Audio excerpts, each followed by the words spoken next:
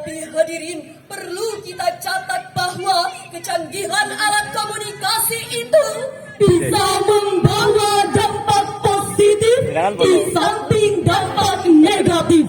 Contoh yang paling aktual adalah realitas sosial dan politik melalui berbagai media, terutama media sosial yang memancing konflik di antara kita. Oleh karena itu, pada kesempatan yang penuh ukhuwah ini, izinkanlah kami menyampaikan syarah Al-Quran dengan judul Kebohongan Publik dalam Perspektif Al-Quran. Sebagai rujukan, marilah kita dengarkan firman Allah dalam Al-Quran surah An-Nur ayat 15 sebagai berikut. A'udzu billahi minasy syaithanir rajim.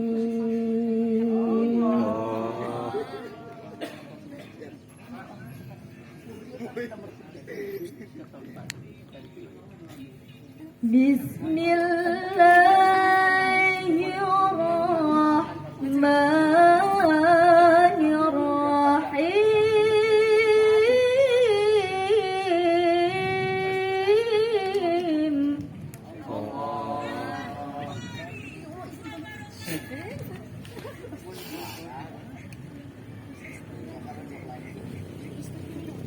Kenapa Ares?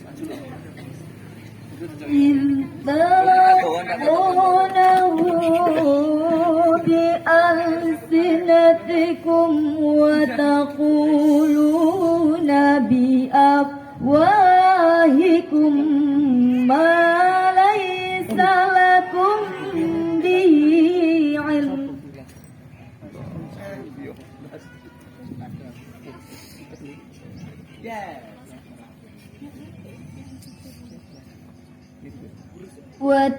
وتقولون بأفواهكم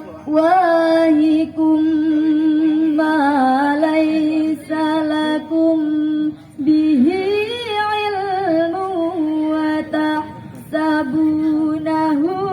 هينا. Allah Akbar.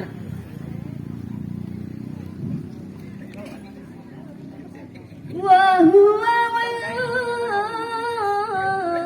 عند الله عظيم. Allah.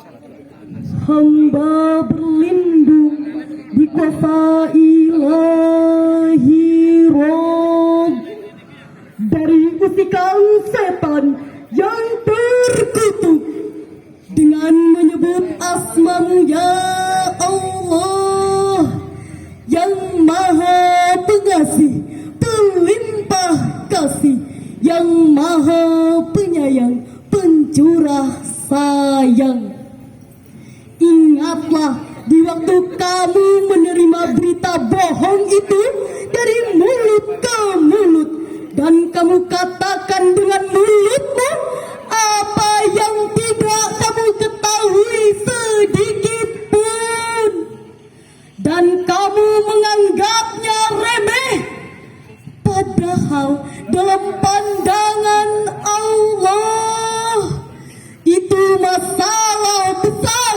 Hadirin rahimakumullah, dalam kitab Al-Mukhtasar fi Tafsiril Qur'anil Karim yang ditulis oleh sejumlah ahli tafsir dan diterbitkan oleh Pusat Tafsir untuk Studi Al-Quran Saudi Arabia, dijelaskan bahwa ayat ini memberi teguran kepada orang-orang muslim yang menyebarkan berita yang tidak jelas kebenarannya. Allah Subhanahu wa Ta'ala mengingatkan kita, jangan sekali-kali memandang penyebaran informasi bohong itu masalah yang kecil dan remeh. Ketahuilah bahwa itu adalah masalah yang besar. Sebuah survei yang dilakukan oleh masyarakat telematika Indonesia pada tanggal 17 Februari tahun 2022 melaporkan bahwa Indonesia merupakan negara yang tengah menghadapi masalah serius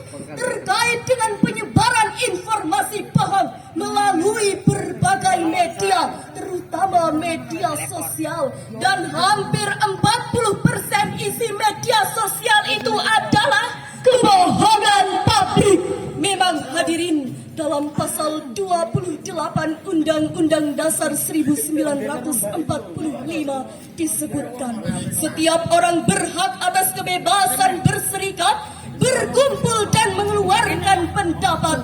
Tapi hak mengeluarkan pendapat ini bukanlah kebebasan mutlak, bukan bebas seperti kita berteriak di tengah hutan, melainkan kebebasan ini dibatasi oleh kewajiban kita dalam menjaga kehormatan, keharmonisan, serta kesatuan bangsa dan negara. Dengan demikian, kebebasan dalam hal ini adalah kebebasan yang harus dipertanggungjawabkan.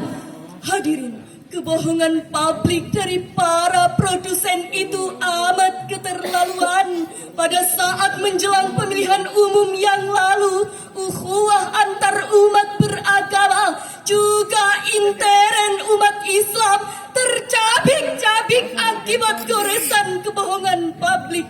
Disintegrasi bangsa pun dalam ancaman besar.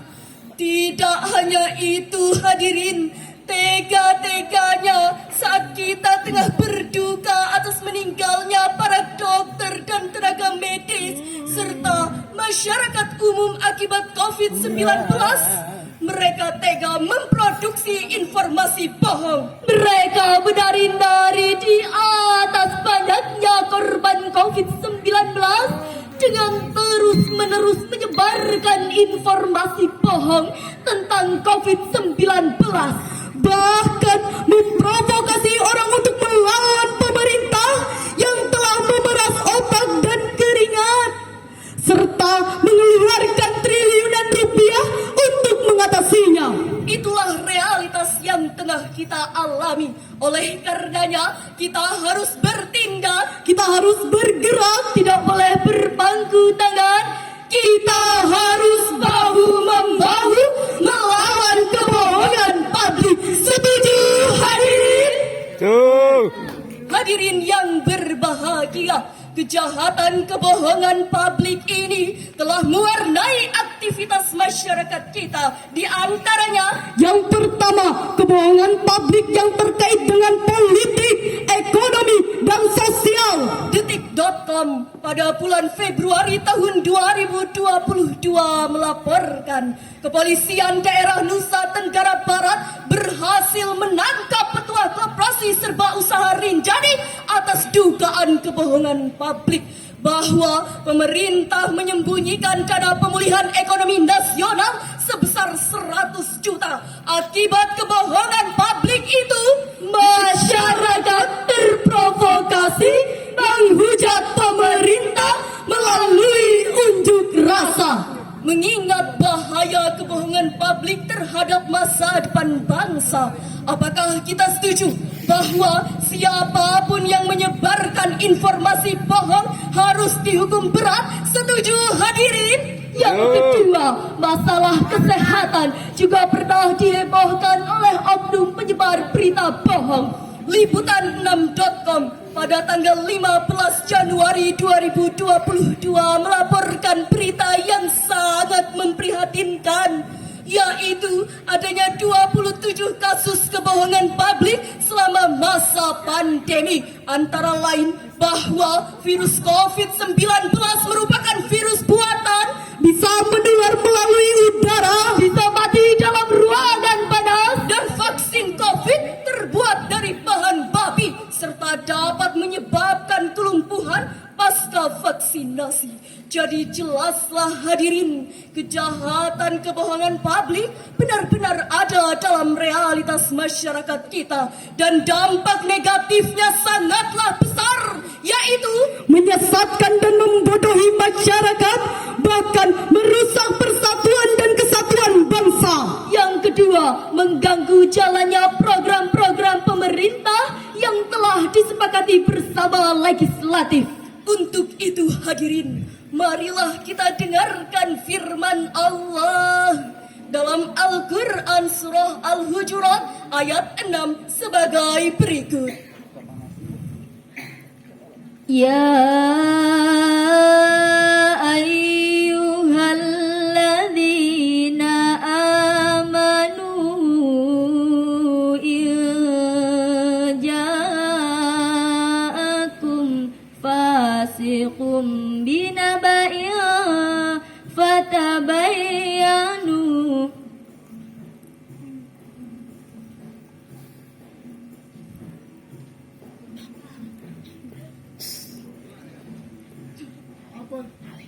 fatabayyanu an tusibu qauman bijahalah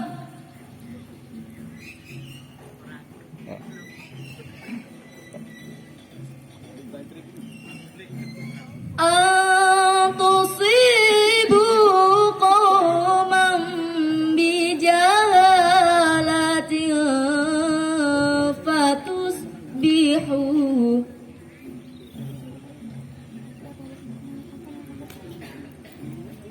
fatusbihu ala ma fa'altum nadimin.